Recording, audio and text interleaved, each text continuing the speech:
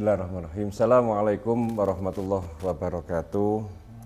Para pemirsa Batu TV dimanapun Anda berada. Alhamdulillah pada hari ini kita bisa bertemu kembali, bisa berjumpa kembali, yaitu dalam dialog yang mana pada siang jelang sore ini dialog dengan tema mencegah berkembangnya paham radikalisme dan terorisme. Dan pada siang hari ini telah hadir di studio Batu TV Mas Syahrul.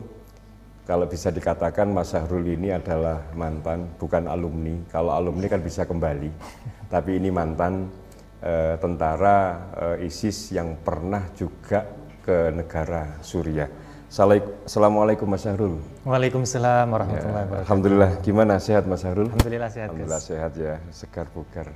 Jadi ini nanti akan kita bahas. Yang pertama nanti biar Mas Syahrul bercerita dulu tentang pengalaman beliau. Yang pertama bagaimana dia akhirnya bisa kemudian terpapar dengan paham radikalisme ini.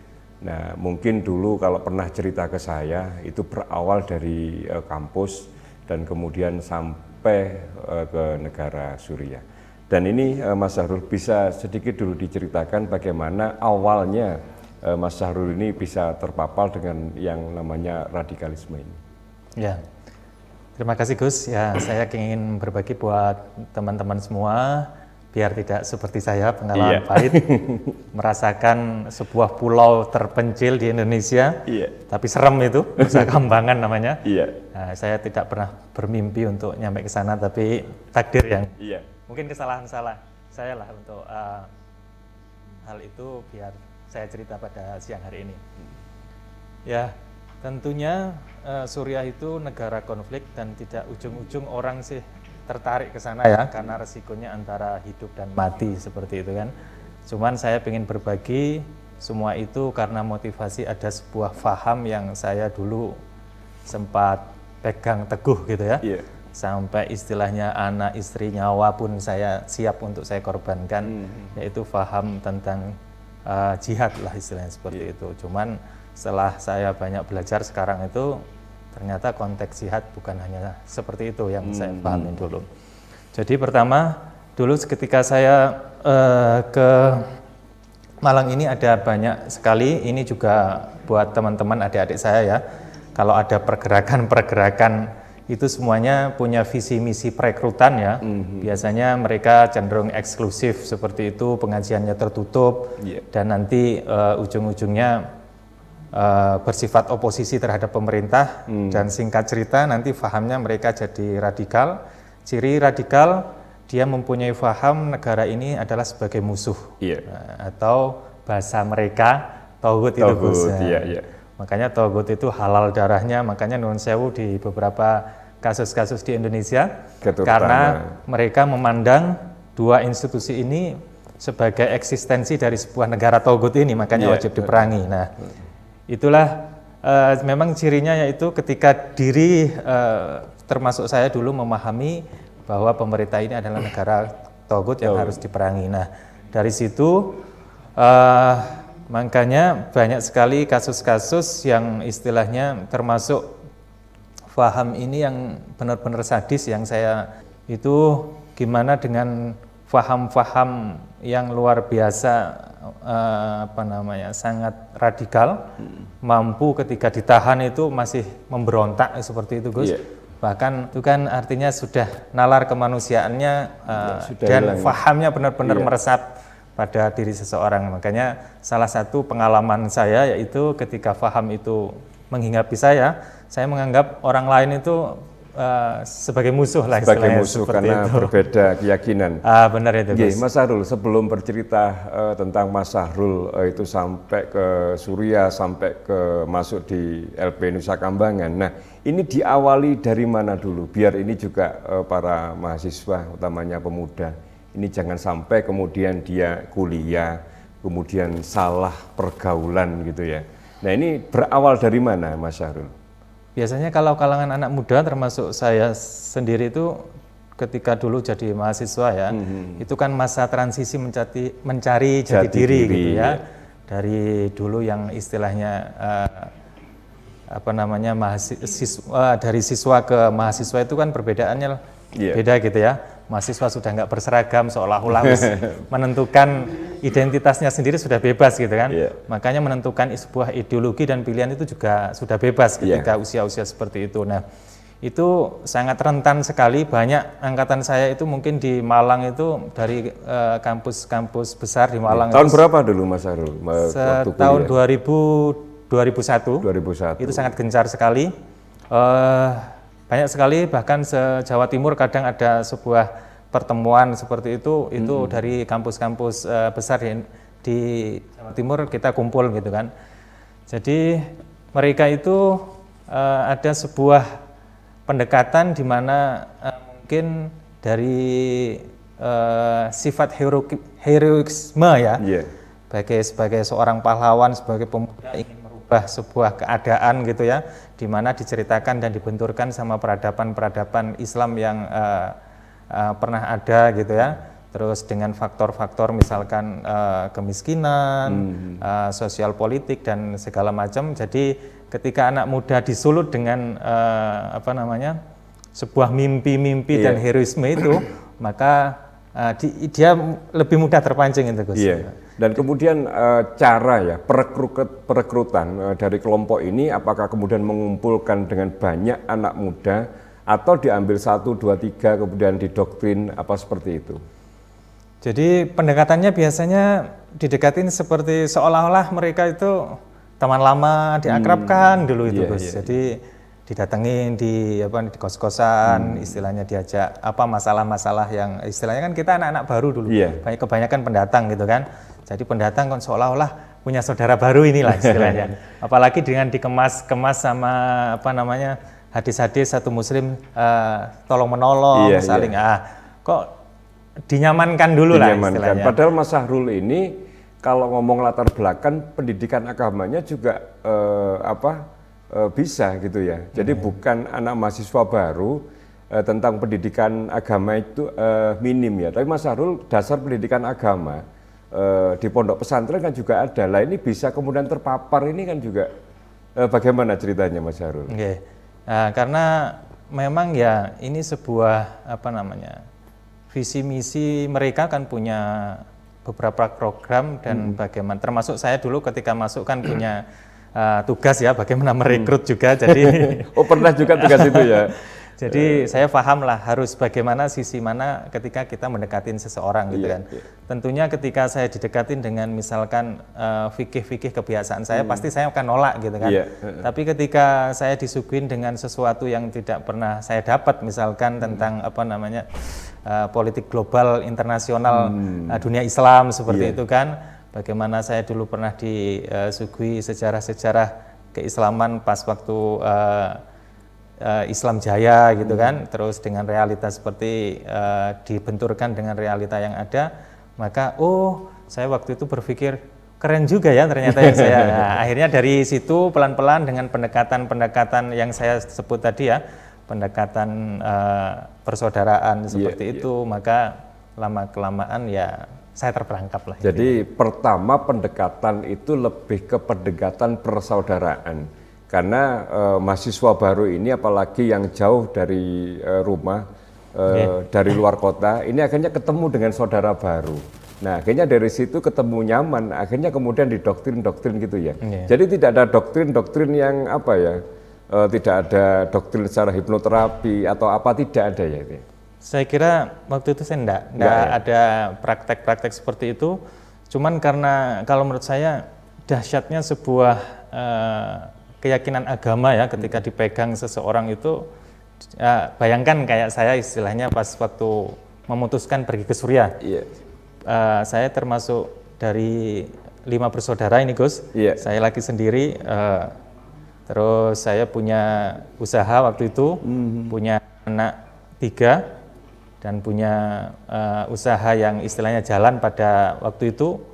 Semuanya nalar saya hampir tertutup istilahnya, kasih sayang orang tua, kasih sayang anak istri, semuanya saya mimpi ini lebih utama ketika panggilan jihad, panggilan agama itu, makanya keluarga nomor sekian berarti ini ya. Benar itu. Jadi dahsyatnya sebuah agama sebenarnya. Makanya bisa dikatakan ya tergantung agama itu dipegang siapa gitu mungkin Gus.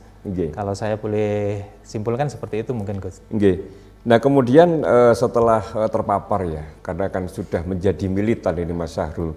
Nah kemudian sampai berangkat ke negara Suriah ini ceritanya bagaimana? Waktu itu saya Suriah itu kan terjadi konflik Timur Tengah lah ya istilahnya, dari Mesir waktu itu, terus dari Libya, kemudian Suriah. Jadi terus ada hadis-hadis yang dibawakan oleh yang ngajak saya itu kan. Berangkat ke Suriah berapa orang waktu itu? Waktu itu 21 orang, saya yang rombongan paling terakhir ikut. Paling terakhir. Jadi seperti itu, sama ditunjukkan istilahnya pada yang jelas menurut saya sekarang itu propaganda lah. Ada video-video penyiksaan di Suriah, terus seolah-olah pemerintah waktu itu pemerintahan yang sangat zalim, yang harus diperangi. Ya waktu itu saya mikirnya kontribusi apa yang saya ingin berikan terhadap saudara saya istilahnya gitu kan. Terus ya mungkin ceritanya seperti itu Gus. Iya. Nah kemudian berangkat ke Suriah ini apakah ada pendidikan dulu di Indonesia? Karena kan berangkat ke Suriah kan kalau tadi ada Mas Syahrul cerita di sana ada perang macam-macam. Nah apakah di Indonesia tidak ada pendidikan secara militer dulu sebelum berangkat ke Suriah? Mungkin kalau kaum jihadis lah, kelompok-kelompok istilahnya garis keras itu makanya pernah ada Iqdad namanya ya. Iqdad, ya. Jadi mempersiapkan segala sesuatu sebelum dia perang, maka dipersiapkan fisiknya itu harus kuat. Ya kalau mungkin saya dulu sebelum ke Suriah, kalau di sini kan nggak ada lah istilahnya senjata gitu kan. Jadi ya minimal fisiknya harus kuat. Saya sebelum berangkat ke Suriah itu hampir mengelilingi kota Malang itu kalau di radius ada 15 kilo lah. Itu berlatih sendiri atau ada yang melatih? Ada SOP-nya biar tidak kelihatan itu Iqdad dalam tanda kutip. ada SOP-nya untuk minimal jalannya. Ternyata ya memang di lapangan itu sangat ekstrim terutama di Suriah. Jadi sebelumnya itu sudah persiapan mungkin seperti persiapan secara fisik dulu secara fisik ya. Ya. Nah berangkat ke Indonesia ke Suriah ini secara legal atau? Secara kalau berangkatnya legal sih, maksudnya ya memang tiket kita waktu itu kamuflase lah ya, kamuflasenya kita pakai visa tour di Turki, dan Turki berbatasan sama Suriah, akhirnya turnya jadi jihad di Suriah. Nah kemudian setelah nyampe di Suriah, yang tertanam di benak Mas Syahrul tadi itu bahwa saya akan membela saudara-saudara saya yang ada di sana. Nah, tapi kenyataannya ketika sampai di Suriah? Ya di Suriah kan awalnya yang ngajak saya itu motifnya misi kemanusiaan seperti itu ya, karena latar belakang saya kan juga skill-skill ketentaraan juga belum ada lah. Saya pilih barangkali kontribusi saya bisa membantu korban-korban perang gitu kan, anak-anak yang istilahnya belajar ngaji dan istilahnya sebatas itu Gus awalnya Gus. Cuman di Suriah ternyata saya dididik menjadi militer lah. Militer. Jadi mortil. Jadi tentara. Ada pendidikan militer di sana. Ada di sana. Jadi saya di sana sekitar 1 bulan itu namanya ikut muaskar. Dididik bagaimana supaya mental dan fisik benar-benar kuat. Saya juga dilatih beberapa pengenalan senjata, merakit bom, dan teknik perang kota, menaklukkan musuh. Bahkan istilahnya kalau ada keterpaksaan itu harus istishadi atau seperti apa, itu semuanya dipelajari. Minimal dasarnya itu karena negara konflik yang itu siang malamnya kita tanpa listrik gitu kan, minimal AK-47 itu tutup mata kepala sudah aja harus AK-47 ya? Gitu guys. Jadi setelah muaskar itu Saya di sini pegang magazin ya, istilahnya ada granat gitu kan, ada bom gitu. Jadi sudah kayak militer beneran ya? Dan AK-47 itu kemanapun kita tidak boleh lepas dari AK-47. Jadi selama di sana itu ya temennya itu. Jadi itulah minimal skill dari. Nah, sebelum pegang AK-47 kan harus ada latihan dulu ya, caranya nembak, lepas dan lain-lain itu. Termasuk itu di muaskar itu. Oh gitu ya. Di muaskar itu. Nah, selain itu apakah juga dilatih untuk merakit bom dan lain-lain? Ya, jadi ya cuman itu nanti ambil spesialis lah. Spesialis ya. Dia bagian di amunisi bom apa gimana, tapi minimal dasar-dasarnya itu dasar-dasarnya ada. Salah. Nah, nyampe di sana kemudian kan Mas Harul bahwa kok tidak sama di Indonesia doktrinnya dengan kondisi di Suriah tidak sama. Yang terjadi kemudian yang berkecamuk di pikiran benak Mas Harul bagaimana? Kemudian sampai bisa pulang lagi ke Indonesia. Saya waktu itu mikirnya pas deklarasi khilafah itu. Saya kan berada di istilahnya garis terdepan ya, menjaga perbatasan itu. Hampir tiap hari saya ketemu dengan serangan musuh gitu, tembak menembak. Terus kalau kita per 10 hari saya harus ke kota gitu, sesekali juga ada tembakan-tembakan. Kemudian saya berpikir ini kok deklarasi khilafah gitu kan, apalagi ya pendidikan saya istilahnya sarjana hukum itu tahulah bagaimana unsur-unsur berdirinya negara gitu kan. Terus ini kan kalau khilafah yang saya pahami waktu itu semua kaum muslimin harus merujuk ke satu amir itulah istilahnya gitu. Ini negaranya dalam dalam hati kecil saya masih belum stabil kok, gaya amat lah istilahnya seperti itu. Itu mulai kok nggak natural gitu kan. Kemudian dari situ juga ada peperangan dengan adanya deklarasi khilafah itu konsekuensinya kelompok-kelompok lain itu Gus harus gabung sama ISIS. Ketika tidak mau gabung maka kelompok ini dikafirkan. Ini antar kelompok sendiri ketika di sana itu yang buat saya berpikir kok aneh juga ya dalam hati kecil istilahnya nalar gitu kan. Ini katanya pingin kan tujuan jihad itu kan li kalimatillah pada waktu itu yang saya pahami. Demi tegaknya sebuah agama Islam ini yang menjadi rahmat mungkin seperti itu. Cuman ini kok tembak menembak antar sama muslim gitu ya. Akhirnya saya sudah kayaknya ini sudah nggak nyaman, nggak cocok ya. Kemudian pas di sana itu lahir juga namanya majalah Dabik. Di mana majalah Dabik itu istrinya propaganda ISIS sangat masif sekali, bahkan kelompok-kelompok jihadis semuanya juga dikafirkan.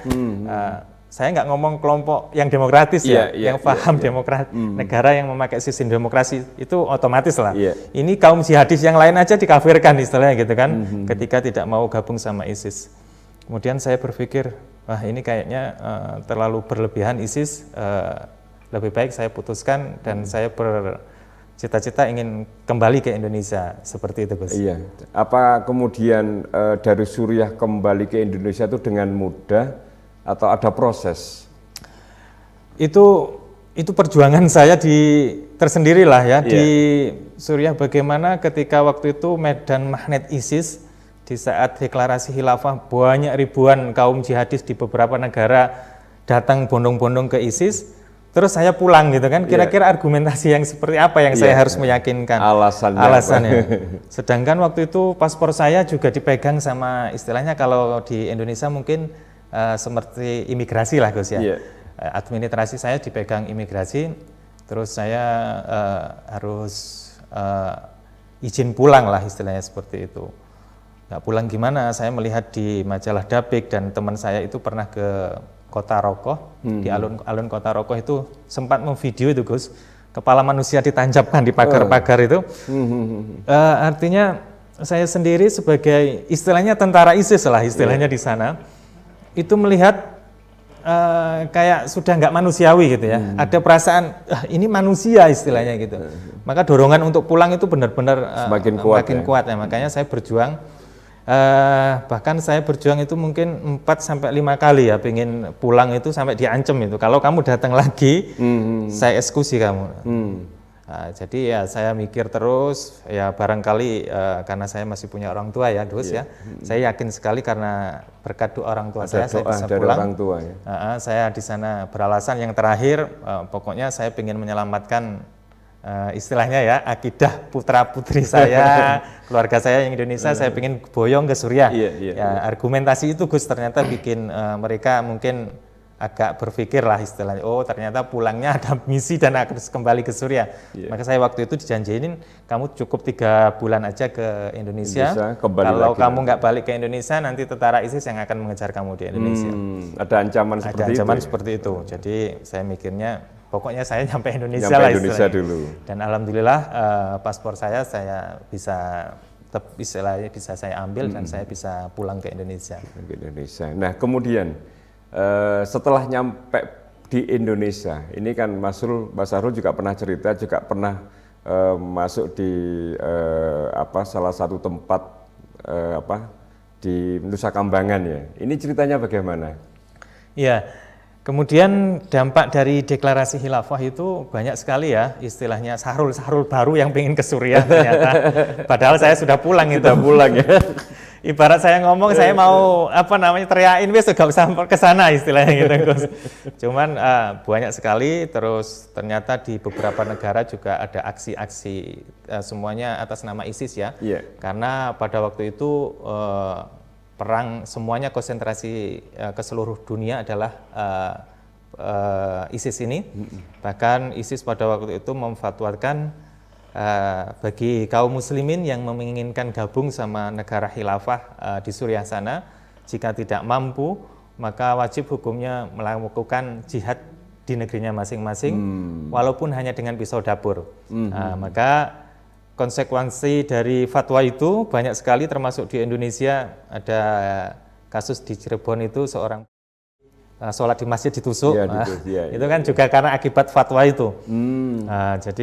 Dan fatwa itu bikin suasana makin mencekam, terutama buat saya. Saya kan dari sana gitu kan, mulai banyak penangkapan. Nah, jadi situlah teman-teman saya, terus jaringan saya sudah banyak ditangkap, dan saya istilahnya menghindar. Itu berapa bulan, sampai berapa bulan? Dengan kata lain saya jadi buronan lah istilahnya. Sampai berapa bulan Mas Sahrul? Dari pulang itu 2014, saya baru kepegang tahun 2017. Jadi lumayan lama ya? Lumayan lama, lumayan mumet ketika jadi. Dan ujung-ujungnya ya dan berpindah-pindah itu? Berpindah-pindah, ya juga ngabiskan dompet sampai kering lah istilahnya.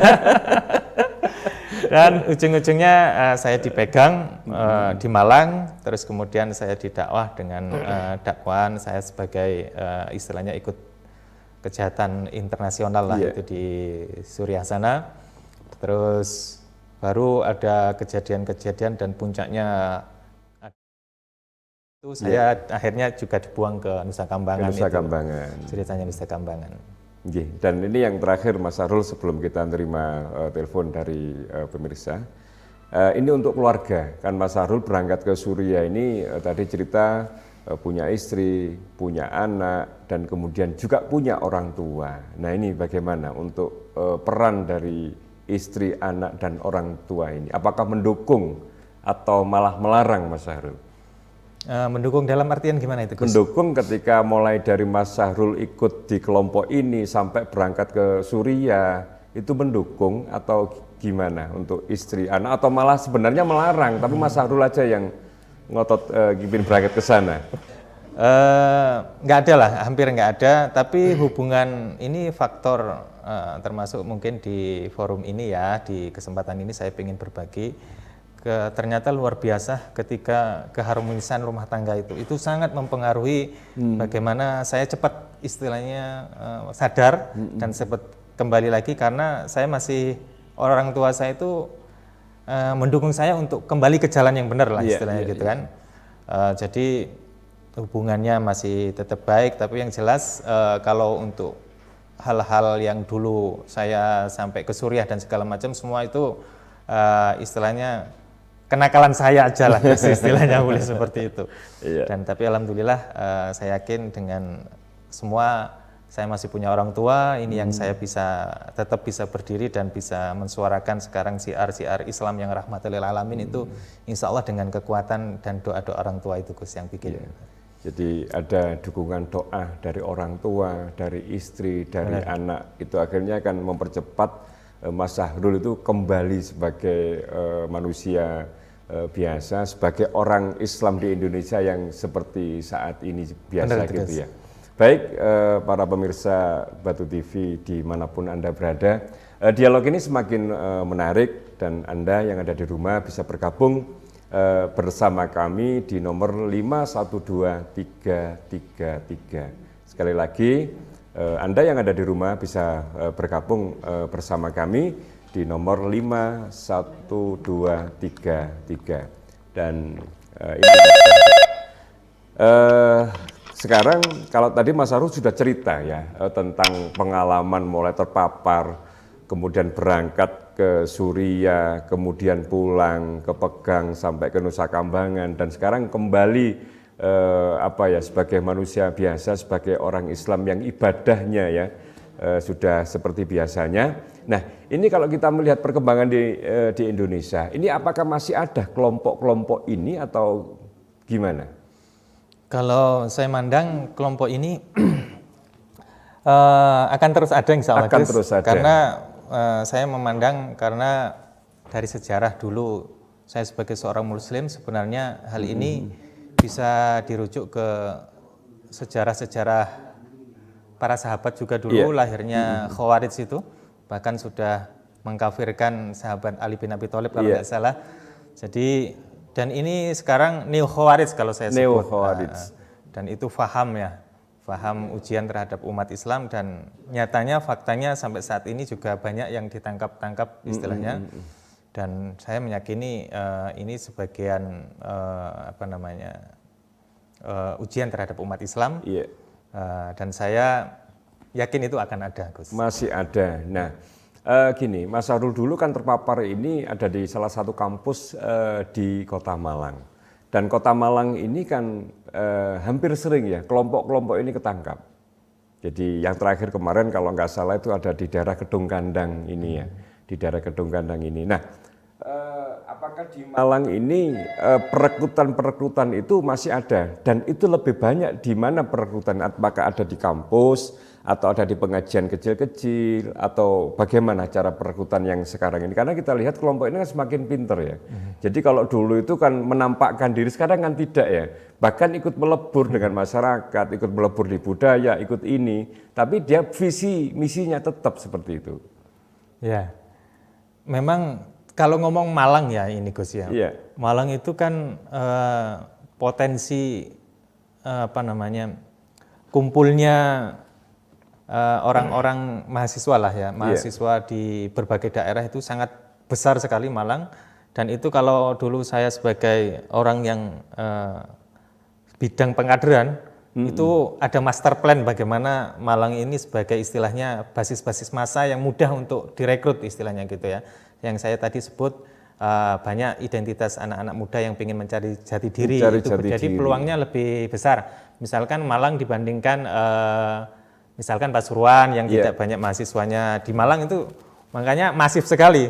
Makanya perlu juga saya sampaikan di sini mungkin dari beberapa instansi yang memang Malang ini sebagai barometer bagaimana luar biasa.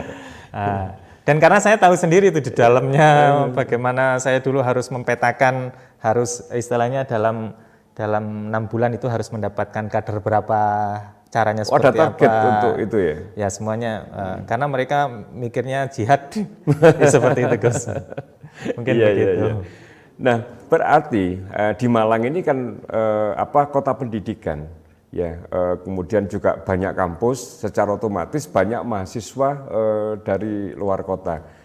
Dan ini banyak kelompok-kelompok ini akhirnya yang merekrut dari mahasiswa. Apakah juga ada kemudian selain di kampus ini kemudian lewat kelompok-kelompok kecil, kemudian lewat semacam liko-liko di masjid gitu ya.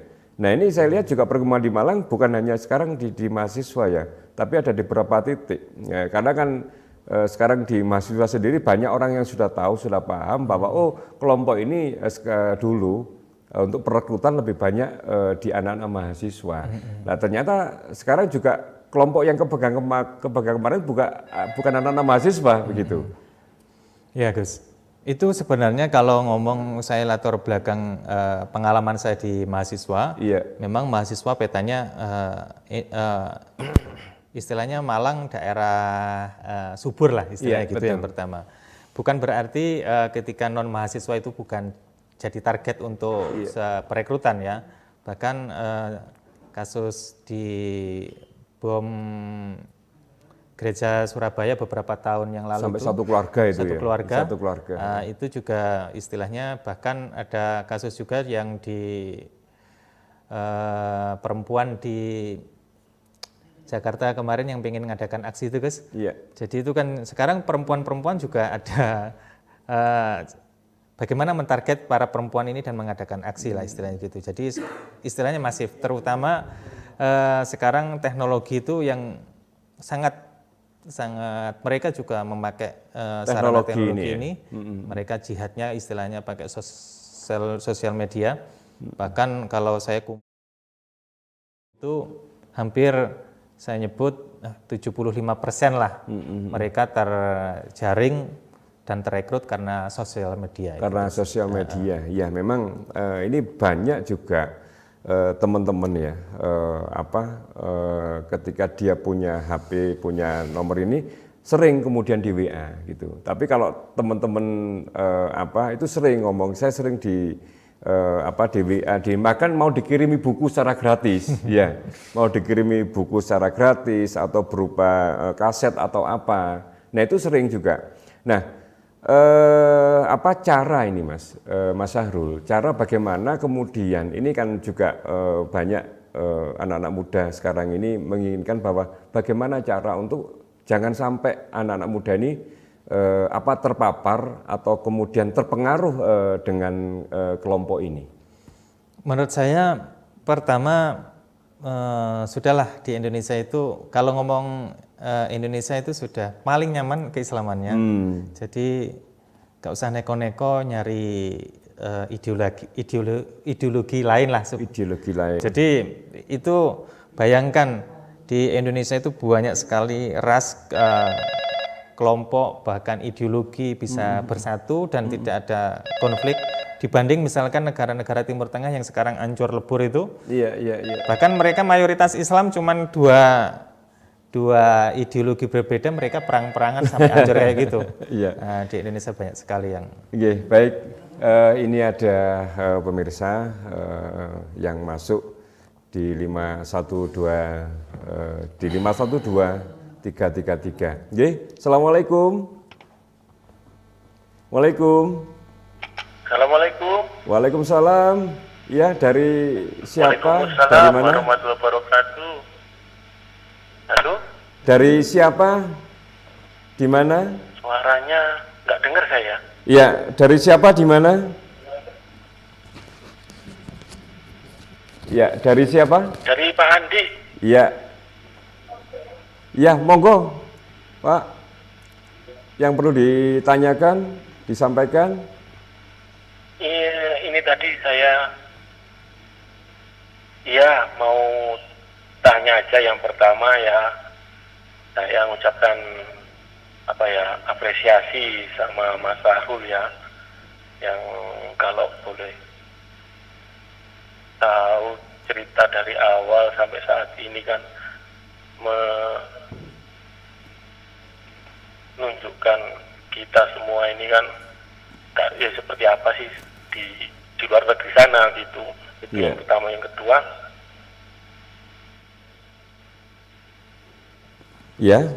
yang kedua ya, apakah ada keinginan Mas Syahrul untuk menyampaikan ceritanya itu ke kampus-kampus begitu Pak? Kan jadi ada dua pertanyaan tadi ya. Pada saat kuliah Mas Syahrul itu ya. Matur nuwun sangat. Terima kasih. Ini ada dua. Yang Yang ketiga lagi Pak. Yang ketiga ya.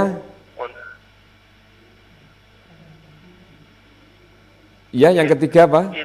Masalah ini Pak, kalau dari pandangannya Pak Sahrul, saat ini tuh yang paling kami khawatirkan itu, yang paling dikhawatirkan itu sebagai orang tua, itu fenomena seperti apa sih yang harus kami jadikan pedoman? Iya, jadi fenomena ini bagaimana untuk anak-anak menyelamatkan ini? Mengantisipasi hal-hal seperti mengantisipasi, iya. Yang terjadi sama Mas Sahrul yang dulu itu Pak. Iya. Nggih, mungkin itu aja dulu Pak. Nggih, matur nuwun sangat. Nah, monggo ini Mas. Nggih, matur nuwun sangat. Terima kasih. Baik, saya kembalikan ke Mas Sahrul. Ini ada 3, nggih. Yang satu tadi memberikan apresiasi ya kepada Mas Sahrul yang dulu pernah menjadi tentara istilahnya di ISIS, terpapar begitu, kemudian bisa kembali lagi sebagai umat Islam yang menjadi Islam yang rahmatan lil alamin begitu. Dan kemudian tadi ada juga pertanyaan bagaimana ini anak-anak muda jangan sampai kemudian terpapar seperti Mas Sahrul yang dulu, dan yang tadi pertanyaan kedua bagaimana Mas Sahrul nanti bisa masuk di kampus-kampus untuk bercerita pengalaman Mas Sahrul dan memberikan wawasan, jangan sampai kemudian anak-anak mahasiswa ini juga terpapar radikalisme dan terorisme. Jadi ada 3, yang pertama memberikan apresiasi, apakah kemudian Mas Sahrul nanti bisa masuk di kampus-kampus, kemudian yang ketiga untuk anak-anak muda yang di luar kampus ini, untuk orang tua nanti. Pertama tanpa sebenarnya berbicara soal, mungkin kalau Gus Isa berbicara tentang bahaya radikalisme dan terorisme, itu tidak is okay lah di sisi lain gitu kan. Tapi kalau saya itu seolah-olah melekat di pundak saya, karena saya sama Allah istilahnya dikasih jalan ke Suriah, terus ujungnya ke Nusa Kambangan, tahu faktanya bagaimana darah harus mengucur. Kalau saya ingat suasana perang itu masih ada trauma atau apa gitu ya? Ya sedikit kalau ingat memori gitu masih ada itu Gus. Jadi perang sangat, bahkan kalau di Suriah itu kan untuk mengembalikan Suriah itu kan butuh 50 tahun lagi untuk membangun seperti saya datang gitu kan. Jadi dampaknya hancur sekali. Jadi saya mempunyai kewajiban itu Gus, apalagi saya sebagai seorang muslim gitu ya, tahu ini virus terhadap agama yang Islam itu, istilahnya Kanjeng Nabi Rasulullah sebagai sosok teladan yang begitu tercoreng gara-gara atas nama Islam kelihatan bengis gitu kan, kelihatan bahkan Islam diidentikan sekarang dengan teroris istilahnya gitu kan. Itu merupakan kewajiban saya untuk menyampaikan. Termasuk kenapa saya juga sering kalangan anak muda, sering menyebut kalangan anak muda, karena target mereka kalau anak-anak muda ini kan dia cikal bakal penerus bangsa lah, penerus perjuangan mereka juga. Jadi ini target utamanya memang anak-anak muda istilahnya gitu ya. Jadi kalau memang ada waktu dan kesempatan, saya juga sering kadang diikut podcastan kemana istilahnya. Bahkan saya juga ada 2 buku yang diterbitkan.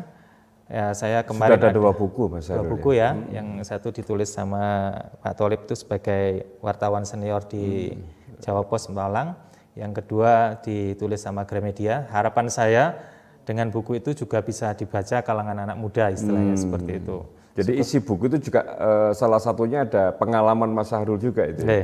Jadi intinya tanpa saya diminta, ini kewajiban saya Gus, menyampaikan kewajiban saya sebagai seorang muslim gitu kan. Syukur-syukur kalau ada ruang-ruang waktu bisa ngobrol sama anak-anak muda di kampus maupun di manapun mereka bisa berbagi, saya alhamdulillah itu kan. Terus bukan hanya itu, dan saya juga beberapa minggu lalu saya gabung sama, jadi salah satunya salah satunya saya butuh saudara baru, butuh ikatan hati, saya nyantol di mana istilahnya untuk menyampaikan suara-suara kisah-kisah yang tidak perlu dicontoh itu. Iya. Saya gabung sama Ansor dan alhamdulillah teman-teman Ansor juga ya Welcome, siap Mas. ya. Kapan kita memberikan pemahaman istilahnya informasi terhadap masyarakat umum istilahnya bukan hanya di dunia kampus lah. Itu salah satunya saya ingin mengharap dengan adanya sebuah wadah itu juga bisa, karena ya itu Gus, banyak sekali juga bayangkan Gus, itu kalau orang tua kena paham, anaknya juga diikut ngebom yang yang kejadian di Surabaya itu, suami istri sama anak ini ya. Jadi masyarakat juga butuh benteng lah. Salah satu benteng itu dengan banyak informasi ya. Seperti acara-acara seperti ini ya, masalah istilahnya ada orang yang sudah testimoni nanti ya. Nah, istilahnya gitu. Terus saya juga berpesan terhadap tadi kan pertanyaan ketiga kalau nggak salah bagi orang tua. Orang tua. Betul. Jadi kita mungkin ya orang tua itu harus juga update tentang informasi bagaimana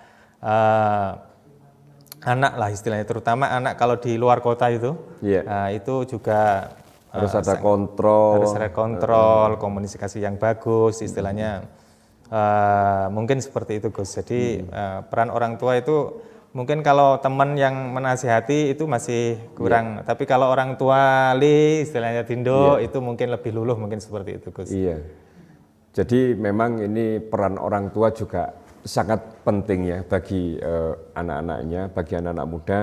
Jangan sampai kemudian kemudian terpapar radikalisme, kemudian sampai menjadi terorisme seperti itu. Memang kalau kita lihat kondisi kampus di Malang ini kan hampir ribuan ya, ribuan. Nah, nggak usah ngomong kita 50% atau apa, 1% aja ini kalau sudah terekrut kan juga bisa menjadi bahaya ini. Bahaya sekali. Jadi bahaya. Nah, ini peran orang tua selain sebelum anak-anak ini menjadi mahasiswa dikuliahkan di Malang, apakah memang juga penting ya untuk pendidikan dasar agama ini? Ya. Non sewu, saya harus bongkar-bongkaran cerita ini. Kalau mungkin dari yang saya alami, orang memandang orang-orang jihadis itu paham agamanya, daki lah mungkin orang. Iya, dengan lihat casingnya dulu ya. Mungkin seperti itu. Non sewu Gus, penampilannya sudah agak beda gitu kan. Ternyata faktanya ketika saya dikumpulkan di sebuah tahanan itu, ya bacaan Al-Qur'annya ya belkak-belkuk istilahnya gitu kan. Kok ngomong mubtada khobar istilahnya gitu kan. Ya seperti itu. Jadi ini kan berarti menunjukkan orang yang awam sekali mudah terpapar gitu kan. Jadi dasar benteng agama itu, dan saya tidak, ini kasus beda lah Gus. Kalau kayak saya ini mungkin salah satu kasus yang rada nyeleneh lah istilahnya kan. Saya tidak menemui dari kalangan istilahnya orang-orang dari teroris, gitu kan. Memang saya itu kan mencidat lah dulu itu.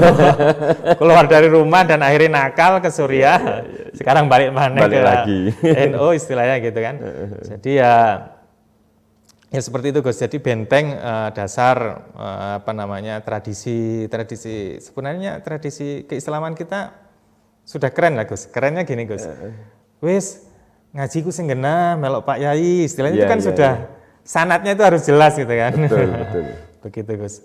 Iya, jadi penting ya memang untuk pendidikan dasar agama untuk anak-anak muda, apalagi sebelum dikuliahkan di luar kota. Mas Sahrul aja yang istilahnya agamanya ya dari pendidikan dasar dari orang tua sudah kuat, ini masih juga terpapar ya. Bagaimana kemudian anak-anak muda yang agamanya minim ini kan lebih mudah lagi. Nah, memang pendidikan agama ini sangat penting sekali, apalagi saat ini kan banyak juga pesantren-pesantren ya di Malang, di Indonesia ini menjamur. Nah, ini apakah juga ada beberapa pesantren memang yang nanti arahnya juga ke sana. Tapi sebelum dijawab oleh Mas Sahrul, ini ada pemirsa yang mau bergabung bersama kita. Nggih, Assalamualaikum. Waalaikum. Oh, ditutup. Jadi ini Mas Sahrul. Jadi sekarang ini kan kita lihat juga ada beberapa pesantren ya memang tidak besar ya, seperti contoh kemarin ada di Malang, di daerah salah satu dari kecamatan di Malang, akhirnya ketangkapnya juga di tempat itu. Nah, apakah memang perkembangannya seperti itu kelompok-kelompok ini? Kalau dulu di kampus, kemudian taklim di likok di masjid, nah sekarang ini juga sudah masuk di buat mendirikan pesantren kecil-kecil gitu. Ya memang kalau indikasi ke situ banyak ya, istilahnya, dan saya juga Oke, sebentar Mas Sarul, ini ada yang mau bergabung dengan kita. Assalamualaikum. Halo. Halo, nggih. Waalaikumsalam. Selamat siang. Selamat siang, dari siapa? Dari Selamat mana? siang. Nggih, selamat siang, dari mana? Dari siapa? Dari mana? Ya, halo, dari Iya Pak Gus, Sewu. Saya dari Robek Gus. ya. Nggih. Mau bertanya sama narasumber.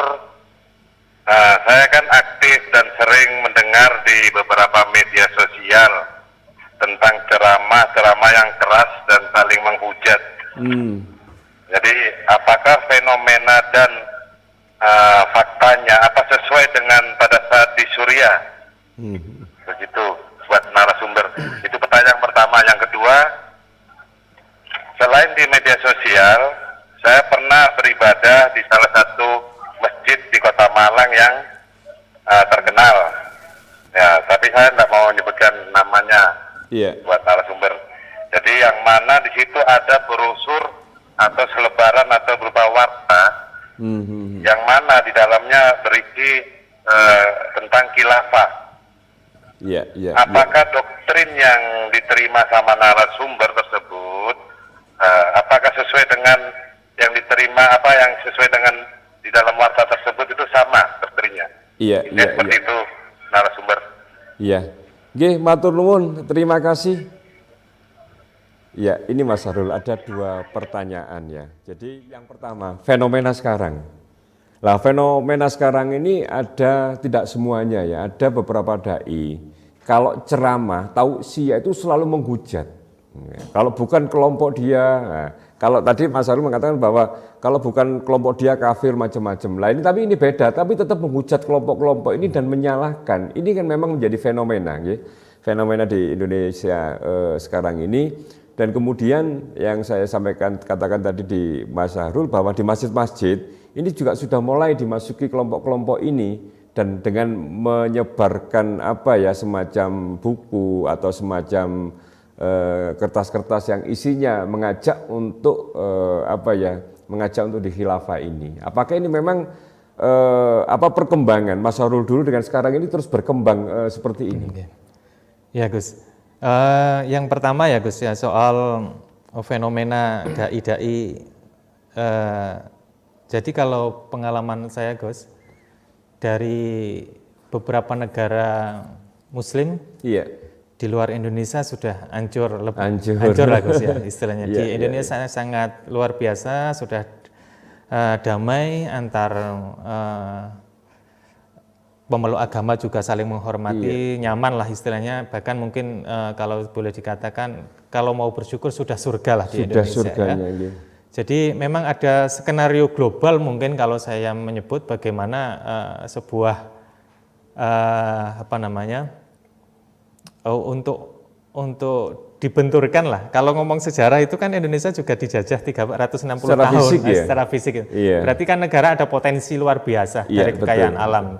Jadi mungkin kalau boleh dikatakan sekarang negara-negara Islam yang lain sudah chaos, negara Indonesia ya mungkin ada visi misi ke sana. Jadi saya menyebutkan bahkan kalau boleh disimpulkan, sudahlah cari aja dai-dai atau dengarkan ceramah-ceramah yang sejuk lah. Islam itu agama yang sejuk, yang dingin, yang mendamaikan, yang bikin hati kita makin dekat sama Allah, bukan bikin panas, gersang. Ya mungkin seperti itu Gus. Karena dari kegersangan itu nanti timbullah konflik-konflik. Di mana di Libya, rakyat Libya sekarang juga konflik di Tunisia juga seperti itu. Dan mereka kalau di boleh katakan menyesal juga sangat menyesal. Iya. Setelah negaranya hancur, baru mereka ngerti istilahnya gitu ya. Iya, menyesal ya. Negaranya Muammar Gaddafi juga seperti itu kan, menyesal istilahnya. Dan tidak bisa dikembalikan dalam 1-2 malam istilahnya. Iya, betul. Bahkan Gitu. puluhan tahun untuk Puluhan mengembalikan tahun. itu. Jadi saya juga menghimbau buat masyarakat, udahlah cari Islam yang benar-benar menyentuh di hati. Karena Islam itu intinya kan memperbaiki akhlak lah Rasulullah visinya. Kalau kita makin banyak bermusuhan, terus suasananya tegang ya. Padahal sudah nyaman sekali Indonesia gitu. Betul, dulu memang kan saya tuh kalau ngaji ke guru-guru, ya, ke kiai-kiai itu, apa yang disampaikan beliau itu adem, dingin, kemudian semakin kita ini dekat dengan dengan Gusti Allah, nah kemudian baik dengan sesama saudara, dengan kelompok ini. Nah, sekarang ini kan banyak memang dai itu yang selalu menghujat, apalagi menghujat negara, ini kan ya, ini salah, itu salah, koyo-koyo bener dewe kan ya. Apakah ini juga fenomena dari kelompok ini yang kemudian bisa menghancurkan Indonesia? Kalau belajar dari sejarah-sejarah negara-negara konflik, awalnya seperti itu, Gus. Awalnya seperti ini. Ditanamkan kebencian, ditanamkan kegersangan dalam saling bermusuhan, saling istilahnya saling mencurigai, istilahnya gitu kan. Maka mudah sekali chaos istilahnya gitu ya. Betul. Jadi ya mau nggak mau faktanya juga seperti itu. Kalau ditelusuri di Suriah juga seperti itu, di Tunisia juga seperti itu. Mereka disulut lah istilahnya gitu ya, dengan propaganda itu. Propaganda. Terus yang kedua tadi ada selebaran yang sudah masuk di masjid-masjid. Ada kelompok ini sudah masuk di masjid-masjid itu untuk dengan dalih ceramah, dengan dalih dakwah, tapi isinya di situ menghujat pemerintahan, menghujat macam-macam ini. Jadi kalau saya sebut kejahatan radikalisme, terorisme ini kan disebut kejahatan internasional ya. Iya. Jadi kalau saya sebut contohnya di Suriah, di Irak, di Suriah itu ada ISIS, di Indonesia ada ISIS. Ada, ya. Di Suriah juga atau di negara lain ada namanya Al-Qaeda, di Indonesia ada JI lah istilahnya gitu kan. Terus di Suriah ada namanya Liwa'ut Tauhid namanya. Mungkin kalau di sini dulu itu. Jadi hampir semua. Jadi makanya disebut kejahatan internasional, bahkan visi misinya juga hampir sama semua hampir itu. Sama. Dan itu terus mereka juga banyak belajar, Gus, dengan beriringnya situasi politik, apalagi sebentar lagi menjelang pemilu ini. Ya. Tahun itu, politik. Bagaimana ya, mereka mengharap chaos memang. Jadi semua pergerakan jihadis itu mengharap chaos. Adanya medan konflik jihad. Istilahnya seperti itu. Dengan padahal dampaknya itu luar biasa itu. Rugi luar biasa itu. Mungkin seperti itu, Gus, dari saya itu tadi. Jadi ini salah satu fenomena dengan adanya dai-dai yang ketika ceramah itu teriak, menghujat dan lain-lain. Ini adalah salah satu fenomena seperti di negara-negara Timur Tengah ya. Akhirnya negaranya menjadi hancur. Nah, kemudian masuklah di masjid-masjid dengan awalnya menyebarkan selebaran, kemudian mendatangkan dai-dai ini untuk berceramah, tapi isinya bukan tentang agama, tentang bagaimana kita semakin dekat dengan Allah Subhanahu wa taala, tapi kita diajarkan dakwahnya isinya adalah untuk menghujat dan membenci. Nah, ini kalau saya secara pribadi, kalau ada model dai atau ustadz atau siapapun yang model seperti itu ya saya tinggalkan. Tapi kalau kemudian ada yang sampai kemudian menghujat pemerintahan, apalagi mengajak menggulingkan tentang pemerintahan, ya harus kita lawan kan seperti itu ya. Karena ini sudah masuk ranahnya berbeda. Nah, mungkin ini karena sudah waktunya habis, Mas Syahrul, dan ini yang terakhir mungkin ada pesan-pesan bagi pemirsa Batu TV yang ada di rumah, khususnya untuk orang tua dan anak-anak muda ini. Ya, mungkin saya berpesan buat semua yang pendengar Batu TV. Kebanyakan orang memandang virus terorisme itu sebuah pengalian isu kebanyakan ya. Tapi saya selaku korban dari gerakan ini, istilahnya gitu, itu saya menyatakan benar-benar ada faktanya, bahkan terjadi kasus-kasus itu semuanya bukan rekayasa. Jadi kita harus melawan, terutama Indonesia ini negara yang sudah final lah ya istilahnya, konsensus kita bersama, maka kita wajib hukumnya menjaganya ya Gus ya. Bagi orang tua, ini kader-kader anak-anak kita harus dibentengin karena anak-anak bagi kita dan bagi mereka juga merupakan estafet perjuangan, nah istilahnya gitu kan. Maka kita harus menjaga jangan sampai pengalaman-pengalaman pahit kayak saya dan teman-teman yang lain mungkin menimpa terhadap salah satu keluarga dari keluarga kita, mungkin seperti itu. Terus bagi kalangan anak muda, sudahlah belajar yang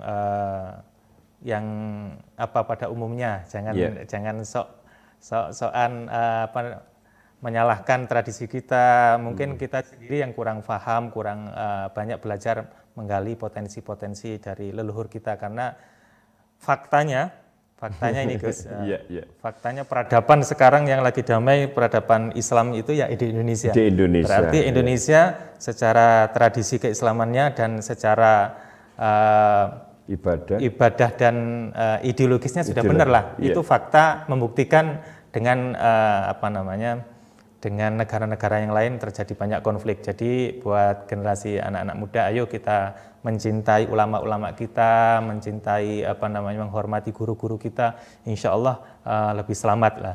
Mungkin itu Gus yang perlu saya sampaikan, dan cari guru yang benar intinya. Cari gitu. Guru yang Karena benar. guru yang benar itu akan menghantarkan kita keselamatan kita di dunia dan di akhirat. Mungkin seperti itu Gus. Terima kasih Mas Sahrul yang telah bersama kita dialog pada sore hari ini. Dan bagi pemirsa Batu TV dimanapun Anda berada, demikian tadi dialog kami bersama Mas Sahrul. Mudah-mudahan ada guna dan manfaatnya. Dan yang terpenting lagi bagi orang tua, dasari anak-anak dengan agama Islam dan cari guru-guru yang punya sanad yang sampai ke Rasulullah Muhammad SAW. Kurang lebihnya mohon maaf. Assalamualaikum warahmatullahi wabarakatuh. Waalaikumsalam warahmatullahi wabarakatuh.